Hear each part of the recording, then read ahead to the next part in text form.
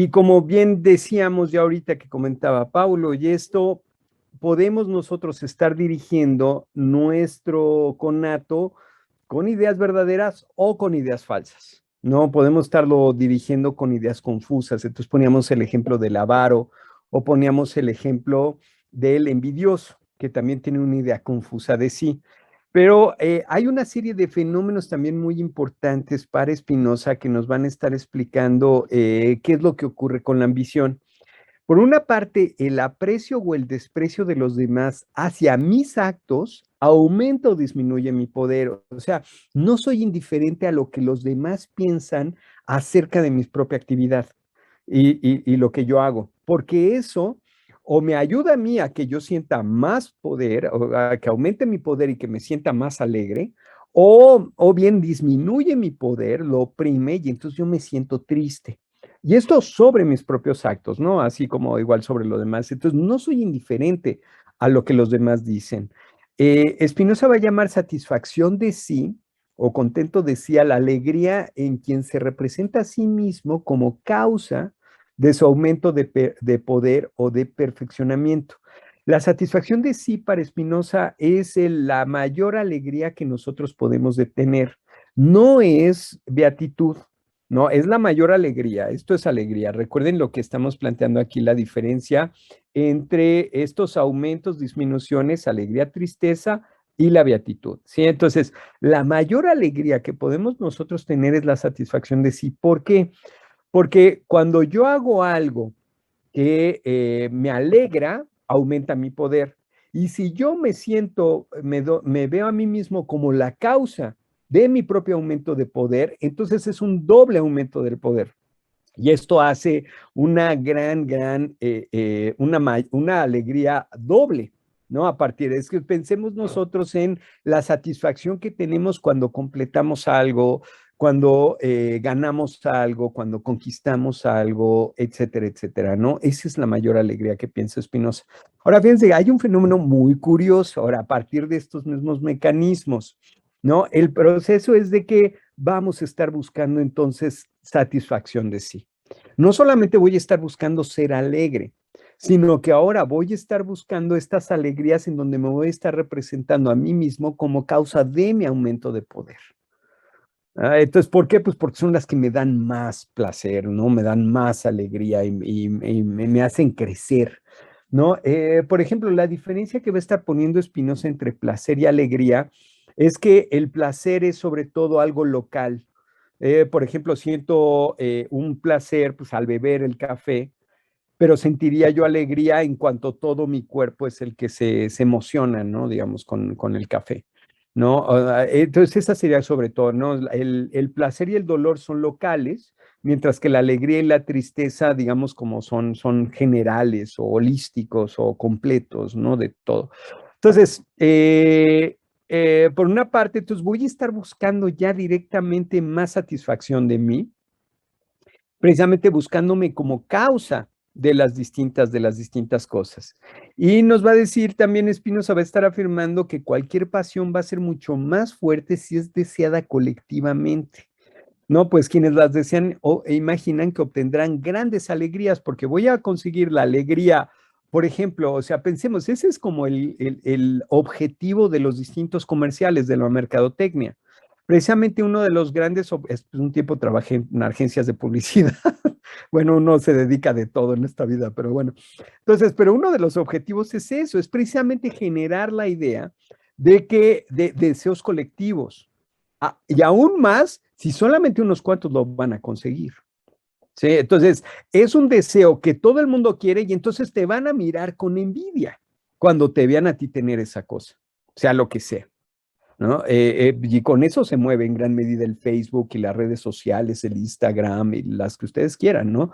En gran medida se mueven con ese objetivo de buscar satisfacción de sí, ¿no? En donde la gente provoque alegrías en otros y se ve a sí mismo como el que la causó, esos likes, ¿no? Y entonces tiene un doble like, digamos, ¿no? Ahí sobre ese, ¿no? Entonces, todos estos procesos son los que llevan precisamente a la ambición, a la pasión de la ambición. La ambición para Spinoza es el esfuerzo por hacer u omitir algo a causa solo de complacer al vulgo, con tanto celo que hace u omite ciertas cosas en daño propio o de otros. Entonces, lo que hace la ambición es no solamente es querer alegrar a los demás, querer aumentar el poder de los demás, sino es sobre todo querer complacer al vulgo. ¿Qué es el vulgo para Spinoza? Para Spinoza el vulgo lo dice en un sentido muy peyorativo, es, diríamos, como la masa, como decía Elías Canetti, la masa, o sea, es la gente que tiene solamente ideas confusas, que no tiene claridad de qué es lo que quiere, no tiene claridad de quién es. Hoy le van al América, mañana le van a los Pumas, pasado le van a las Chivas. Yo qué sé, hoy le van al fútbol soccer, mañana al americano, pasado le van al béisbol, ¿no? Hoy le van a este partido, mañana al otro partido, pasado al otro partido, etcétera, etcétera, ¿no? La masa es esta gente que no sabe quién es y que no tiene claridad ni de sí ni de lo demás. Entonces, el ambicioso, el problema del ambicioso es que él quiere satisfacer a sí mismo, él quiere aumentar su poder con este doble poder de la alegría, causando alegría en otros, pero está buscando causarle alegría a otros que ni siquiera saben realmente quiénes son, que están cambiando todos los días, ¿no? O sea, que son, pues diríamos, amorfos, ¿no? No tienen claridad de cuál es el sentido de sus propias existencias, ¿no? Hoy quieren blanco, mañana quieren negro, y pasado otra vez quieren blanco, y odian a los que quieren negro, y luego quieren negro, y odian a los que quieren blanco, etcétera, etcétera, etcétera, ¿no? Entonces, pero el problema de la ambición es que sí, lo podemos nosotros señalar así de fácil. Exactamente, ¿no? Dice Luis Enrique, por eso funcionan bien los algoritmos en las redes sociales. Sí, pues en gran medida lo que hacen es están buscando estas satisfacciones de parte de las personas, ¿no? De que se vean reflejados a sí mismos en las alegrías de los demás, ¿no? Y que se vean como si los otros los requieren. ¿No? Bien, bien, bien. Y entonces dice, Spinoza va a estar sosteniendo que debido al gran poder de los afectos, de la satisfacción de sí mismo y del aprecio de los demás para aumentar la potencia, la gloria nos guía en un grado máximo y apenas podemos soportar una vida de oprobio, o sea, de desprecio social. O sea, casi nadie puede soportar una vida de desprecio social.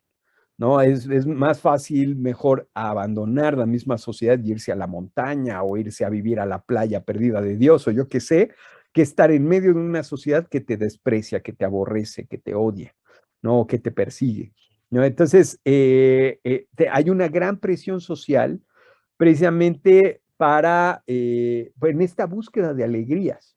Entonces, aquí tenemos esta explicación del panorama, o sea, ¿por qué? ¿O qué hace la gente común? ¿Qué hace el vulgo?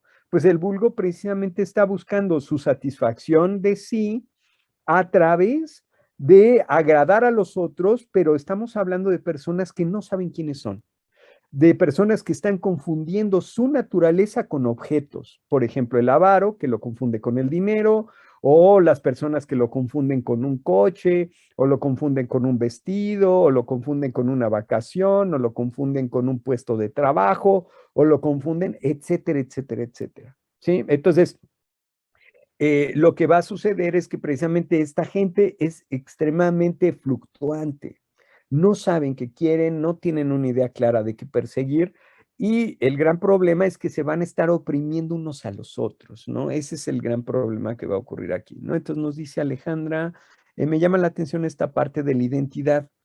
Quisiera preguntar si la identidad es algo que siempre está en construcción con ideas adecuadas o al obtenerse se mantiene estable hasta que el sujeto muera. Muy buena pregunta, Alejandra, muy, muy buena pregunta. A mi manera de ver, es algo que está en la perspectiva de Spinoza, es algo que nosotros vamos teniendo cada vez más claridad conforme actuamos en beneficio de la misma naturaleza humana, sea en uno mismo, sea en los demás. Entonces, la identidad, la verdadera identidad humana para Spinoza no es tanto decir Juan o decir Pedro, sino es decir ser humano desde cierta perspectiva, desde cierto contexto, desde cierto punto, ¿no? Pero al fin y al cabo, ser humano.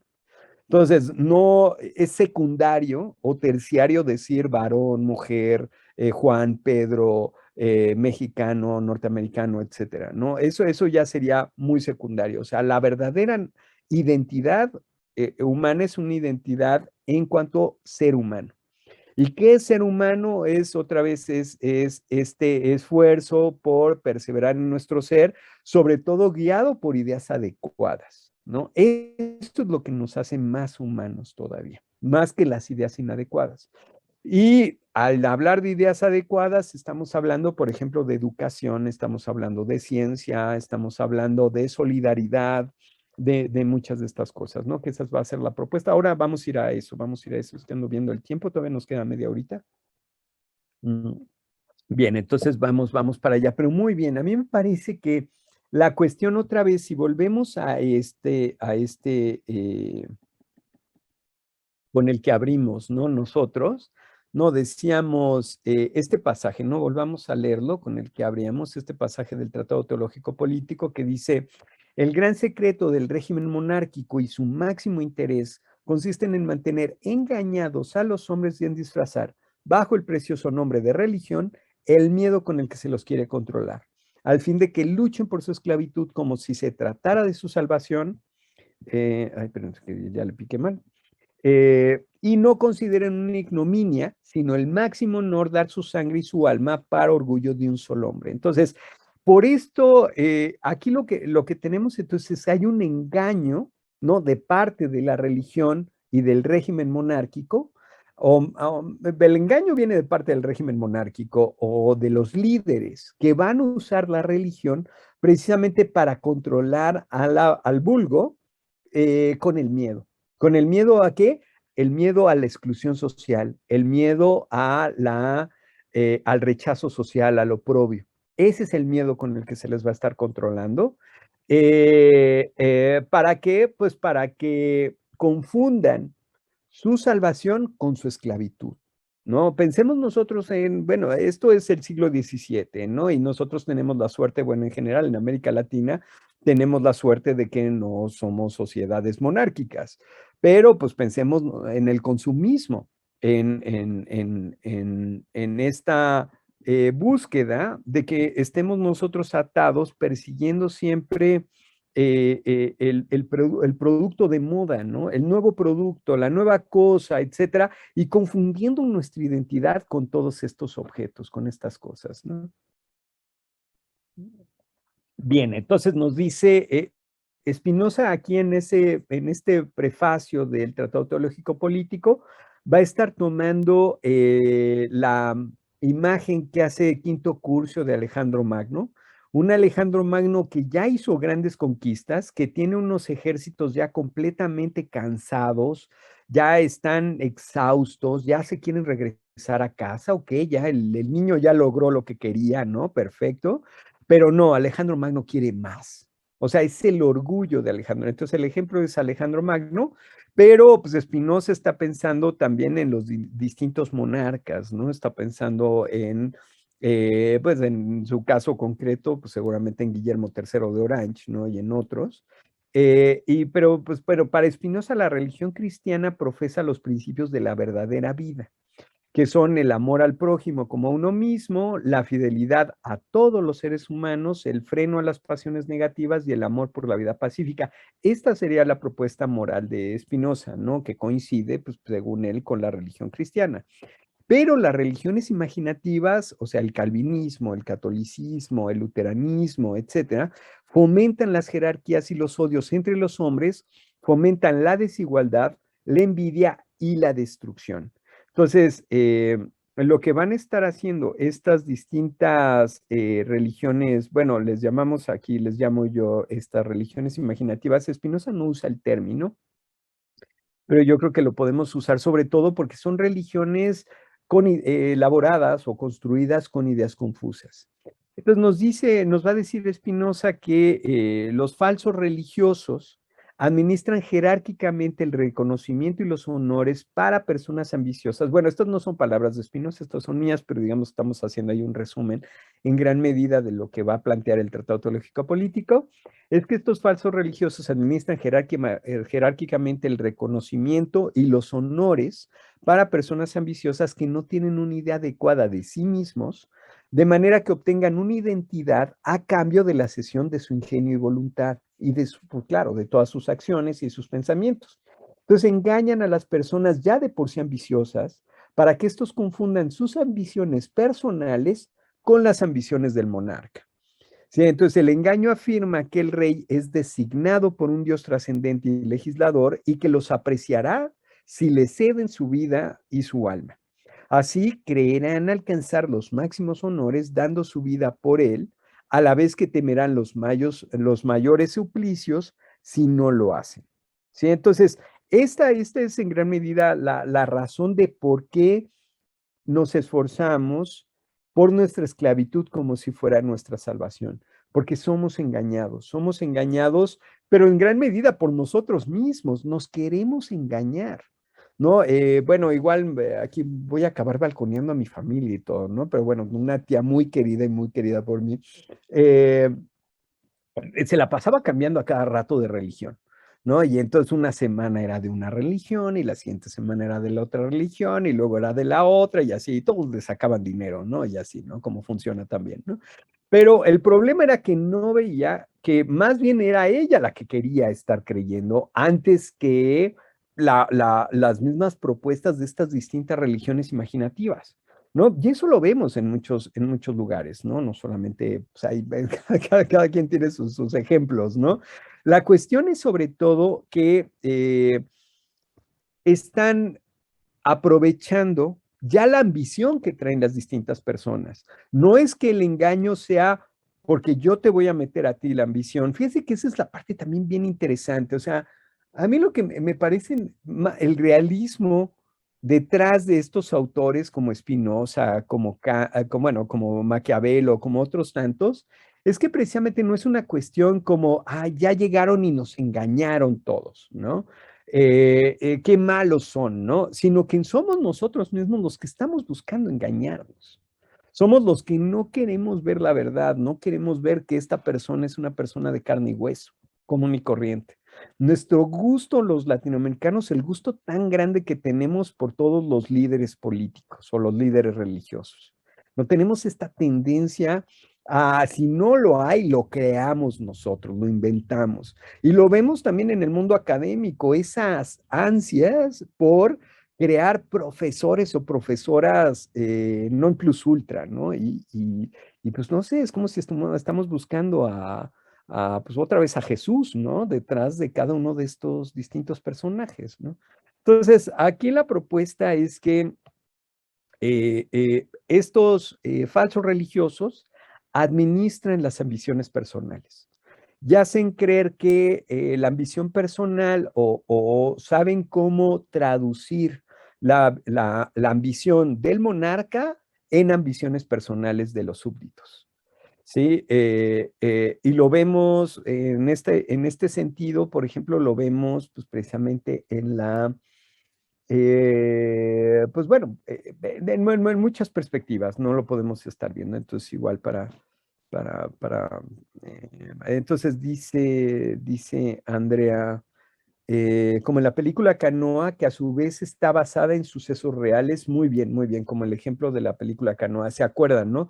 En Canoa tenemos este personaje religioso, el sacerdote, que realmente él tiene un interés económico en la comunidad, él es dueño de gran parte de las propiedades, él decide quién vende y quién compra, él incluso establece precios, ¿no? Él decide castigos, él decide quién queda igual como presidente municipal y quién no, etcétera, etcétera. Y todo esto él lo disfraza con la cuestión de la religión de la salvación. Y luego habla de una salvación muy concreta, ¿no? Cuando dice que están llegando los comunistas y que van a matar a los niños, van a matar a todas pues no sé, a los animales y a todo esto. Y entonces está manejando el miedo de la gente. Y a través de ese miedo Pues es como controla y los conduce pues a hacer estos destrozos que hacen, ¿no? Y el linchamiento popular y estas cuestiones, ¿no? Y por ejemplo, eso es interesante también en la cuestión del linchamiento popular, lo vemos nosotros, o sea, eso, si bien lo de Canoa ocurrió en el 68, esto fue el 14 de septiembre, ¿no? Del 68, ya hace bastantes años, pero vemos que hay linchamientos populares, o sea, lo que vemos nosotros, por ejemplo, el linchamiento en distintos lugares contra los ladrones o cosas así, etcétera, no como si el linchamiento en sí fuera a acabar con el mal, ¿no? Y estas cosas, ¿no? Bien, muy, muy bien. Entonces, esta es la razón de por qué nos enganchamos dentro de estas creencias en los líderes. Y bien, ya para terminar, y entonces esto que veíamos antes es la falsa salvación, ¿no? Esto realmente no me voy a salvar yo, ni voy a salvar a mi gente, o no se va a salvar nadie por este medio, ¿no? Ni siquiera el gobernante se va a salvar. O sea, igual iba a estar alegre en cierta medida, ¿no? Por el poder que tiene, pero también vive en una gran angustia, ¿no? Ese es lo que le interesa tanto a Spinoza del quinto, bueno, del Alejandro Magno de Quinto Curcio, que nos muestra un Alejandro Magno también muy supersticioso cuando le va mal. Cuando le va mal, entonces sí va y busca a los adivinos y busca, pero cuando le va bien y cuando conquista, hace un lado a los adivinos. Él tiene el dominio de todo, ¿no? Entonces, ahora pasemos ya para terminar a la verdadera salvación según Spinoza. Entonces, esta verdadera salvación, bueno, va a consistir primero en esto. Esto es en el mismo Tratado Teológico Político. Nos va a decir Spinoza que hay tres objetos que podemos nosotros desear honestamente. El primero de ellos es entender las cosas por sus primeras causas. ¿Qué quiere decir esto? Pues precisamente lo hemos estado haciendo aquí, por ejemplo, cuando nosotros hablábamos de la esfera, estamos teniendo ahí con la idea genética de la esfera, estamos teniendo las primeras causas de la esfera. Cuando hablamos de esto, cuando estamos nosotros poniendo el ejemplo de la visión del sol, estamos también comprendiendo por qué se forman estas ilusiones del sol como algo chiquito cuando realmente es grande. Pues por las leyes de la óptica, y aquí tengo un esquema, etcétera. Ahí estoy yo también conociendo por sus primeras causas, ¿no? Es conocimiento por las primeras causas. Y entonces, ahora, también cuando estamos hablando de la ambición, de la envidia, de la avaricia, cuando estamos hablando de estas cosas, también estamos comprendiendo por sus primeras causas. Sí, entonces, entender por las primeras causas no solamente me va a permitir a mí tener un poco de distancia acerca de las cosas que me afectan, sino que las voy a comprender y voy a tener, pues precisamente va a aumentar, voy a tener ideas adecuadas y entonces va a aumentar mi poder de pensar, mi poder de actuar, y voy a tener una mayor expresión de mi propia naturaleza. Entonces, ahora, esto, sobre todo cuando yo dirijo este estudio de las causas, lo dirijo a las pasiones y sobre todo a las pasiones que más me afectan a mí, ¿no? O sea, pues a cada quien, ¿no? Igual y uno le afecta más la avaricia, a otro le afecta más la envidia, a otro más la ambición, etcétera. Entonces, es como yo voy a poder adquirir el hábito de la virtud o dominio de las pasiones, pero sobre todo esas, ¿no? Aquellas, o sea, puede ser que, por ejemplo, yo no tenga problema con la bebida, ¿no? Y entonces decir, yo como domino mis pasiones, no sé, hacia el alcoholismo, ¿no? Pero pues puede ser que tenga un problema de envidia, ¿no? Y me cause a mí muchísima envidia, me cause enojo ver que a la gente le va bien, ¿no? Y entonces yo puedo estar diciendo, pues mira, no tengo el problema acá, pero no estoy viendo el verdadero problema que sí tengo, ¿no? Entonces, la solución va a estar en reconducir esa tendencia. Por ejemplo, en el caso de la ambición, si yo tengo la pasión de la ambición, si es lo que a mí me afecta más, si yo lo que busco es, o la manera como yo me alegro más es alegrando a los demás, entonces lo que yo tengo que buscar es alegrarlos con su verdadera utilidad, no alegrarlos con lo que yo creo que es lo que quieren, sino realmente sentarme a hablar con ellos y ver qué es lo que quieren y qué es lo que realmente necesitan y alegrarlos con eso, darles eso. Entonces, dice Spinoza, sería, bueno, él usa el término pietas, ¿no? Que traduciríamos como piedad, pero realmente lo está entendiendo como solidaridad, o sea, como ayuda, apoyo hacia los demás con lo que realmente necesitan. ¿No? O sea, yo puedo decir, por ejemplo, típico del gobierno, o sea, vamos a ponerles piso de cemento a las distintas casas, ¿no? Y entonces ahí van con el cemento, ¿no? Y ahí van poniendo pisos de cemento. Pero pues realmente la gente a veces no necesita el piso de cemento, necesitan otras cosas antes que el piso de cemento, ¿no? Entonces, pero claro, los gobiernos luego no se detienen ahí a realmente dialogar con la gente. O como aquello que hacía, eso era típico de Luis Echeverría, ¿no? Y su populismo ponía unas máquinas ahí tremendas, ¿no? La última tecnología para, pues de máquinas que extraían leche, ¿no? De las vacas, y ponían toda la instalación en un lugar donde no había electricidad ni habían vacas. ¿No? Maravilloso, ¿no? Y ahora sí ya la gente va a vivir de maravilla y no hay vacas, ¿no? Entonces, ¿qué vamos a hacer? Eh, entonces, de lo que se trata la propuesta, ¿no? Para adquirir este hábito de la virtud o dominar las pasiones es reconducir esa tendencia a la solidaridad eh, para afirmar la verdadera utilidad humana. Y así vamos a también alimentar este tercer objeto que es vivir en seguridad con un cuerpo sano. Sí, este tercer objeto. Ahora, este tercer objeto realmente tenemos, por lo general a veces tenemos poco poder sobre él, pero tenemos algún poder. ¿No? O sea, podríamos nosotros hablar, pues esto, ¿no? De alimentarse sanamente, de hacer ejercicio, pero claro, ¿no? Uno no puede quitar que a pesar de alimentarse sanamente y hacer ejercicio, pues te puede dar un cáncer o te puede dar algo así. Pero sobre todo está pensando Spinoza aquí en este tercer objeto en la política, ¿no?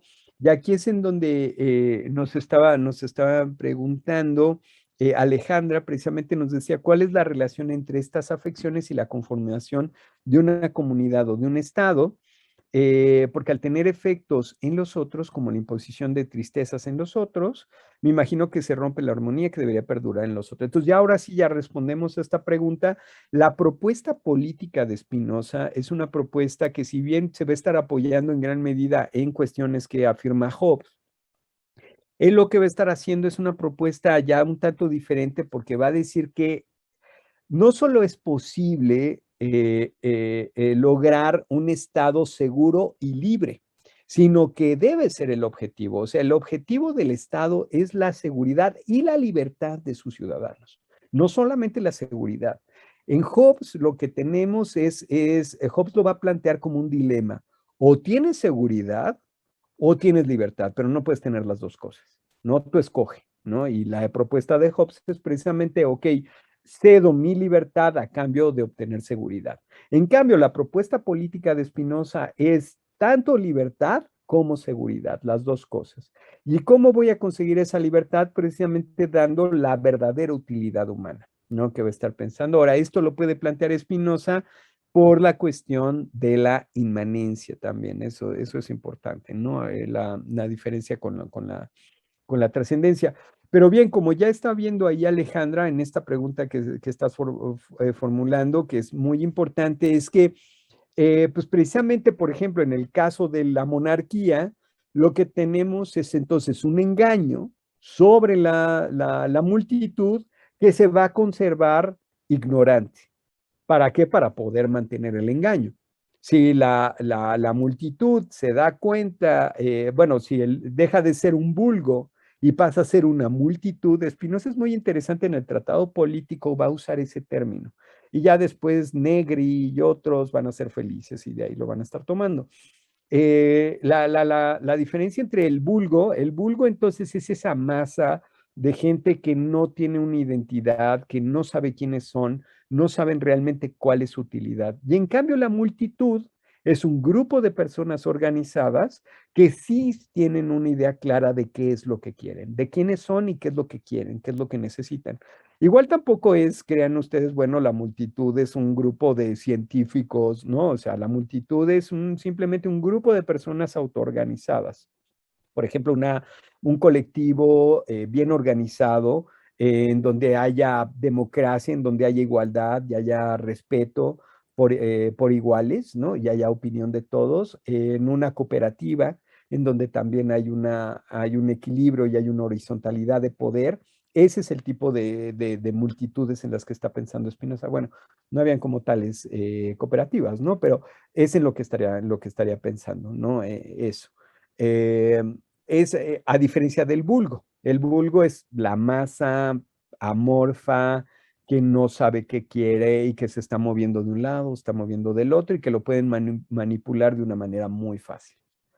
Y bien, pues sí, lo que tenemos, digamos, como problema, ¿no? En nuestros tiempos es que en gran medida se busca tener vulgos y no generar multitudes, ¿no? Pienso un buen ejemplo de eso sería el temblor del 85. Cuando fue el temblor del 85, seguramente, pues muchos de ustedes, bueno, muchos de ustedes no habían nacido, pero lo habrán escuchado de sus padres, sobre todo aquellos que sean chilangos.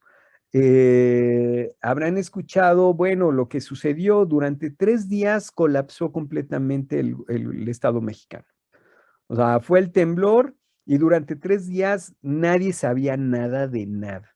¿Y qué hizo la gente? Pues mucha gente pues tenían parientes, incluso vino Plácido Domingo. O sea, algo que no pudo hacer ni el presidente ni las autoridades mexicanas de coger una pala y ponerse allá con un pico y una pala a buscar. Vino Domingo y estuvo buscando a sus parientes que estaban en Tlatelolco, ¿no? Ahí se puso, imagínense eso, ¿no? Venir desde España y hacer y esta figura tan importante, bueno, pues hacer eso, ¿no? Y en cambio eso no pudo hacer ni el presidente, ni los secretarios, ni los diputados, ni los senadores, ni nada. Entonces, durante 3 días, la misma gente se conformó en una multitud, en este sentido espinociano, en donde se organizaron redes de acopio de víveres, de comida, de agua, de distintas cosas. Se organizaron pues para hacer pues, las búsquedas, o sea, gente que no sabía ni, por ejemplo, lo que cuentan, ¿no? De donde surgieron ya muchos otros grupos, ¿no? Como los topos y distintos grupos ya, y de ahí va a surgir de igual protección civil y distintas cosas, pero pues no sabían, ¿no? Y pues te metes al edificio y no sabes que si está inundado y pues sigue ahí la electricidad, pues el agua ya está electrificada y si la tocas ahí te vas a quedar, o estaba el gas, la tubería de gas rota y entonces el gas estaba por todos lados y en cualquier momento una chispa volaba eso, pues no tenían idea y ahí se metían a la brava a ver a quién rescataban y todo. Entonces, durante 3 días la gente se organizó y se organizó a su manera. ¿Y qué pasó el cuarto día? El gobierno mexicano saca al ejército para desmantelar todas esas redes que ya se habían organizado. Y el ejército para imponer entonces una mala organización, porque no sabían cómo hacerlo, pues para llevar víveres y llevar comida y todo tipo de cosas, ¿no? Entonces ese sería como un ejemplo de la diferencia entre el vulgo y la multitud, ¿no? ¿A qué multitud se está refiriendo Spinoza? A esas organizaciones, muchas veces organizaciones igual empíricas, ¿no? Igual la gente no tuvo cursos de protección civil, no tuvo cursos de esto, del otro, pero cómo se organizaron pues para poder hacer estas cosas, ¿sí? Bien, bien, bien, pues eso sería entonces, pues más o menos creo que la propuesta de Spinoza de la verdadera salvación y en contra de la falsa salvación, ¿sí? Más o menos. Y bien, ¿tienen dudas, comentarios? Ya nos quedan 4 minutos. Yo tengo una duda de biografía. Sí, sí, sí, sí, Desde, Pablo. desde que leyó el pasaje, dije, bueno, probablemente el primer pasaje con el que abrimos la clase, dije, probablemente Negri tiene algo que decir al respecto. Entonces, no sé si haya algún texto de Negri que me pueda recomendar para abordar Sí. en específico esto. Hay dos textos de Negri, 2 libros, de hecho, ya traducidos al español. El primero de ellos es uno que se llama La anomalía salvaje, que lo tradujeron en la UAM Iztapalapa, y el texto lo tradujeron, creo que a finales de los 80 ya está la traducción, o en los 90, ya no sé. Pero esta es el Anomalía Salvaje. Yo la verdad no comulgo mucho con la lectura, o sea, Negri como tal tiene una propuesta muy interesante, ¿no? La propuesta de la multitud y esto que ha estado ya él trabajando, pero como tal su lectura de Spinoza, al menos en Anomalía Salvaje, es una Es una lectura muy forzada. Es una lectura en donde lo que nos dice Negri es que Spinoza, por su experiencia histórica, cambia radicalmente su propuesta metafísica por una propuesta que antecedería por mucho a Marx, por ejemplo, al Marx ya del Manifiesto Comunista y así, ¿no? Entonces, esa es la lectura. Entonces, por eso habría un corte tan marcado, piensa Negri, entre los libros primero, segundo y quinto, y lo que Spinoza mantiene en el libro tercero y cuarto. Es como si de pronto los hechos históricos, y esto le interesa mucho a Negri porque tienen esta lectura precisamente marxista de la conciencia que surge a partir de las mismas fuerzas productivas y así, ¿no? Entonces dice, bueno, la experiencia del mismo Spinoza ante el peligro de la monarquía y él siendo apoyado por los hermanos de Witt y así, entonces de ahí vendría. Y yo no creo en eso, no creo que sea, o sea, si Spinoza sí está muy interesado y siempre está preocupado por la política, pero cuando uno lee con detalle, bueno, también el libro de Negri lo escribe en la cárcel, ¿no? Cuando lo habían acusado, ¿no? Precisamente del atentado de Moro, ¿no? Del primer ministro italiano y este rollo. Entonces también tiene como esa parte de heroísmo, ¿no? Escribir un libro en la cárcel cuando estás a punto de que igual te fusilen, ¿no? Y es, bueno, no dudo, no dudo, no crean que lo minimizo, no, o sea, no he vivido esa experiencia, no lo reconozco, lo reconozco. Pero yo creo que es en ese sentido una lectura muy forzada. Ahora, eh, eh, o sea, porque para él Spinoza queda como algo así como dos Spinozas, el Spinoza metafísico que queda abandonado frente al Spinoza político. Y no lo creo, yo creo que Spinoza sigue siendo, sigue habiendo mucha coherencia. Es cierto, hay muchos problemas, decíamos, ¿no? Al inicio de la clase que Spinoza luego va saltando mucho. El libro segundo tiene muchos vacíos, ¿no? Como este que decíamos de por qué 200 pies, ¿no? O sea, nunca nos lo explica, ¿no? Está lleno de vacíos. Pero yo no pensaría que hubieran dos Spinozas, un Spinoza metafísico que es abandonado para tener un Spinoza político. Entonces, por eso, y Negri va a usar ese término de anomalía salvaje, ¿no? Que Spinoza sería una anomalía salvaje en medio de un siglo XVII barroco, ¿no? En donde todos son conservadores, ¿no? Como por ejemplo pensemos en la moral provisional cartesiana, la gran diferencia con Spinoza. Ahora que sabemos más del periodo, también vemos que hay otros autores muy cercanos a Spinoza. Juan de Prado, por ejemplo, es otro judío español que tiene unos textos muy cercanos a la propuesta inmanentista de Spinoza. O sea, Spinoza no es el único. Lo que hizo a Spinoza famoso es que pues, se cartea con Leibniz, con Oldenburg, tiene este tratado sobre Descartes, cosa que no hace Juan de Prado y que no hacen otros españoles sefarditas, que también son perseguidos y tienen una serie de experiencias ahí del que pues, ahora estamos apenas aprendiendo, ¿no? Aprendiendo mucho de ellos.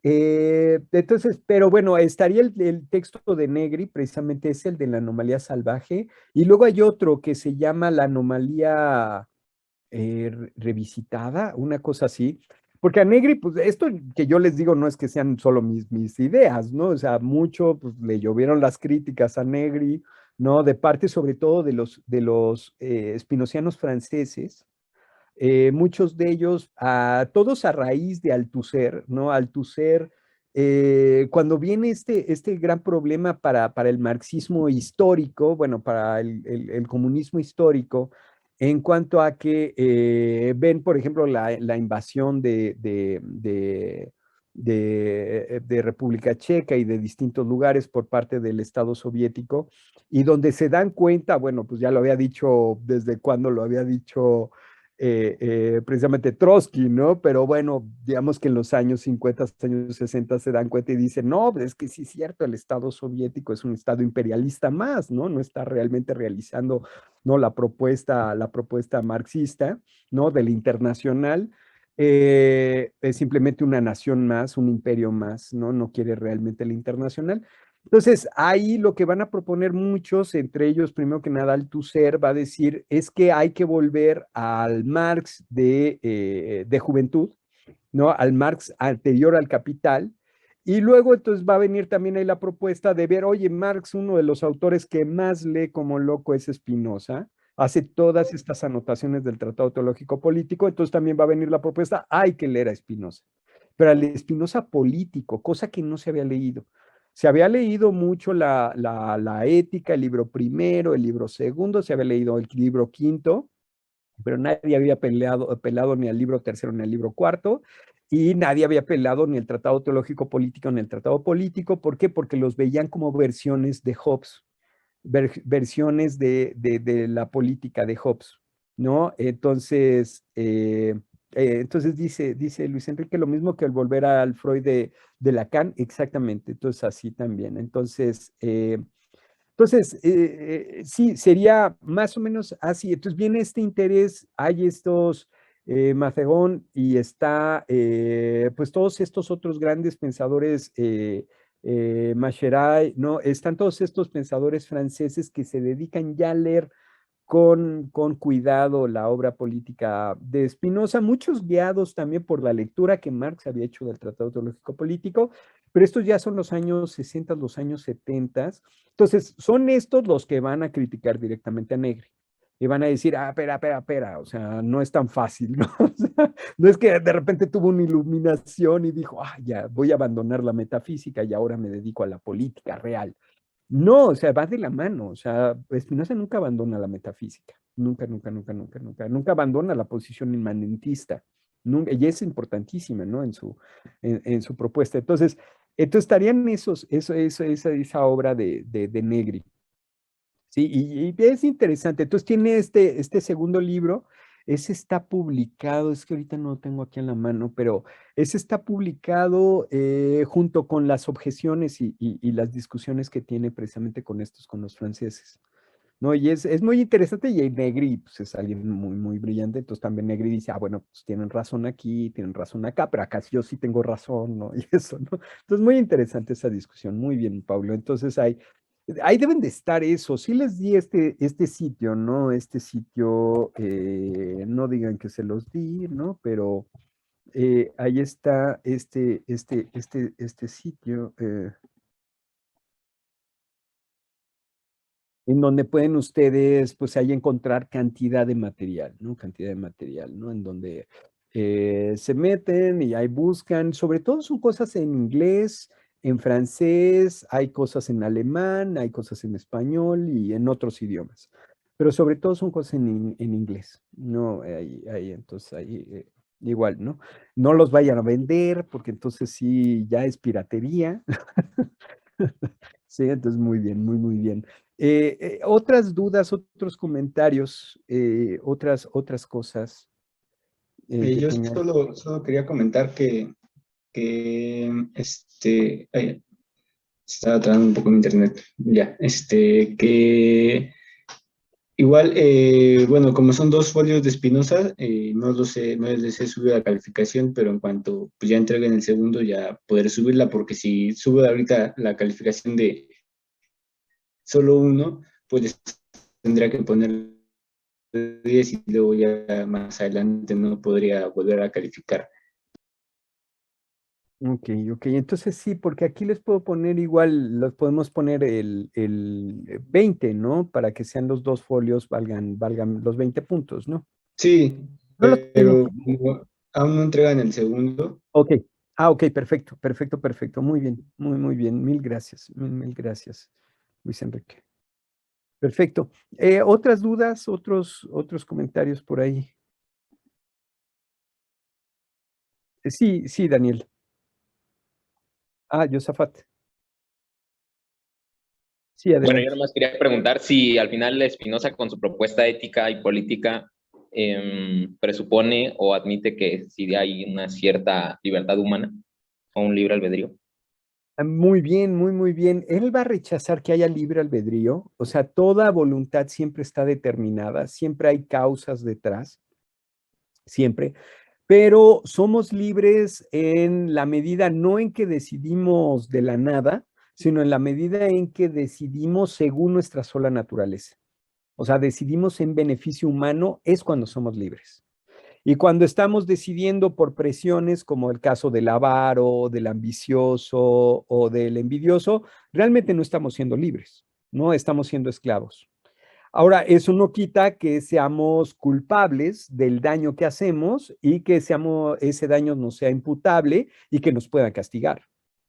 Fíjense, es que esto es también muy interesante, es muy reciente y desde otras perspectivas donde relacionamos nosotros la culpabilidad o la responsabilidad con la libertad, ¿no? De hecho, la responsabilidad como tal no existe este término en el siglo XVII. Este es un término que va a surgir en el siglo XVIII y se va a normalizar en el siglo XIX, el de responsabilidad. Antes del siglo XVIII no existe, ¿no? Entonces, y tiene sus buenas raíces judeocristianas también. ¿Por qué? Pues por el mismo juicio final, ¿no? Pero bueno. Entonces, pues piense Spinoza, o sea, en estos términos como los mismos que va a pensar Maquiavelo, el Estado pensado como un cuerpo que como todo cuerpo orgánico, pues necesita un alimento, necesita pues un ejercicio, necesita una actividad física, actividad mental y todo eso, ¿no? Y si de repente surge una enfermedad, pues a ver cómo se quita esa enfermedad.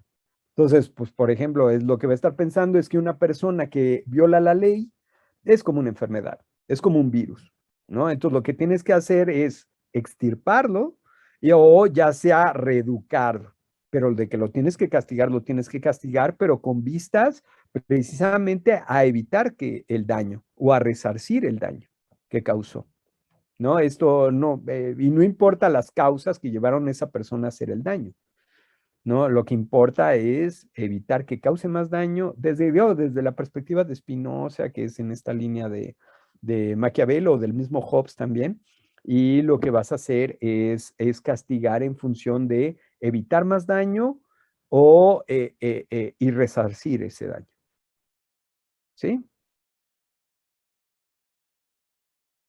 Entonces, mira, es más, o sea, podríamos incluso preguntarnos en Spinoza si realmente se alcanza la libertad. Yo creo que sí, pero por momentos sí, cuando hacemos solidarios, cuando comprendemos algo por sus primeras causas, cuando ayudamos a los demás, cuando crecemos en nosotros mismos. Sí, Josafat. Pero en ese sentido, la libertad sería como un estado mental, por así decirlo, más que una facultad del ser humano, o sea, Bueno, porque sí. ajá. Ok, Bueno, sí. porque se habla más de la libertad como, pues sí, entiendo, ¿no? Que es más posterior, este sentido de libertad como la capacidad de tomar decisiones. Pero Ok. entonces aquí por lo que dice de que cuando decidimos en beneficio humano o de los demás, somos libres, pero parece que es como una libertad que refiere a un estado mental, ¿no? O un modo de ser. Un modo de ser, me gusta más la idea de un modo de ser, más que, porque estado mental parece que es como del psiquiátrico, ¿no? O bueno, a mí me suena así, ¿no? Como algo muy subjetivo, o sea, de que podría no estar sucediendo. Y mira, pues ese cree que es libre, qué buena onda, ¿no? Bien por él, ¿no? No, o sea, más pensemos en un modo de ser pleno, en donde expresamos de manera plena la naturaleza humana. Por ejemplo, al ser solidarios y al ayudar, por ejemplo, si yo ayudo a mi cuate porque es mi cuate, pero pues no ayudo al que no es mi cuate, pues bueno, pues estoy ahí no siendo solidario, ¿no? Simplemente estoy pues, siendo convenenciero o ayudando a mi gente, ¿no? Pero tal vez porque me beneficia el día de mañana. En cambio, si yo ayudo a alguien, pensemos otra vez en los temblores, en el temblor del 2017, no todas las personas que fueron y pues, sin tener ninguna obligación, sin tener ningún pariente, sin tener nada, que los atara, iban y ayudaban y usaban sus motos para transportar gente, transportar cosas, abrieron sus cocinas para alimentar a personas, les abrieron su casa para que pudieran dormir ahí otras personas. Eso es solidaridad. Ahí es donde somos libres, según yo pienso, ¿no? De la propuesta de Spinoza. O somos libres también cuando nosotros, por ejemplo, escribimos y pues tratamos de ayudar a otros también a crecer, a ser dueños de sí, ¿no? A autogobernarnos. Entonces yo creo que eso sí. Si yo me pongo a hacer un libro, por ejemplo, yo pensaría que Spinoza estaría muy de acuerdo en la alegoría de la caverna de Platón. Si yo me pongo a escribir o a hacer cosas solamente para mantener a la gente sojuzgada a mí, ¿no? Dependiente de mí, entonces no estoy siendo libre. ¿no? Estaría siendo más esclavo y esclavizando a otros también ahí. Aquí lo que es interesante es, por ejemplo, el Alejandro Magno, de que nos presenta Spinoza, es esclavo de los demás. Pareciera ser que es el hombre más libre, pues no. Es un hombre esclavo de sus propias pasiones, primero que nada la ambición, de su propio orgullo, y peor porque hace que otros, esclaviza a otros en ese círculo vicioso. En cambio, ¿quién es el hombre libre? Pues en este caso, por ejemplo, para Spinoza, su modelo de sabio es Salomón, no es Aristóteles. No, es muy interesante eso, ¿no? También, ¿no? El ejemplo de la sabiduría para Spinoza es Salomón. Claro, él tiene este contexto, esto detrás, pero es muy interesante su propuesta. No, la propuesta también es una sabiduría muy práctica, ¿no? La de Salomón, ¿no? Es una sabiduría muy particular, ¿no? Muy interesante, una sabiduría de vida. Entonces, sí, más o menos, pero muy bien, muy bien, Josafat, muy bien. Entonces yo pensaría más una forma de ser, porque cambias, y cambias tú y cambia el mundo.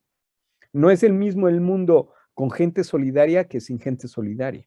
Entonces, por eso no diría yo que fuera un estado mental. Les digo, a mí me suena como de psiquiátrico, ¿no? Pero bueno, no sé, tal vez sea yo. Muy bien, muy bien. Entonces, más dudas, más comentarios, ya nos pasamos todavía más.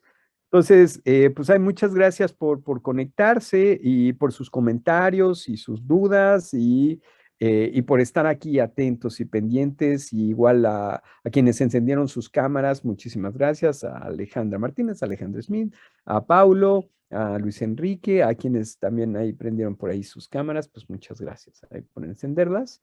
Sí, Alejandra. Una pregunta rápida. ¿Dónde pusieron el link para entrar? Los datos de la clase. Yo los busqué como loca y... Uy, mil perdones. Estaba ahí en los comentarios, creo que ahí. Pues no lo encontré. Pero digamos, lo busqué seriamente, por eso tan tarde. Pero Luis Enrique me ayudó. Perdona, entonces. Luis Enrique me ayudó. Error mío, entonces. Mil perdones. Ahí para que lo pongas. Sí, lo pongo ya al próximo, entonces vamos a ver a Locke a partir del próximo martes, ahí les pongo el vínculo en eso, claro que sí. Nos vemos entonces el próximo martes, cuídense mucho. Muchas gracias, buena semana a todos. Hasta luego.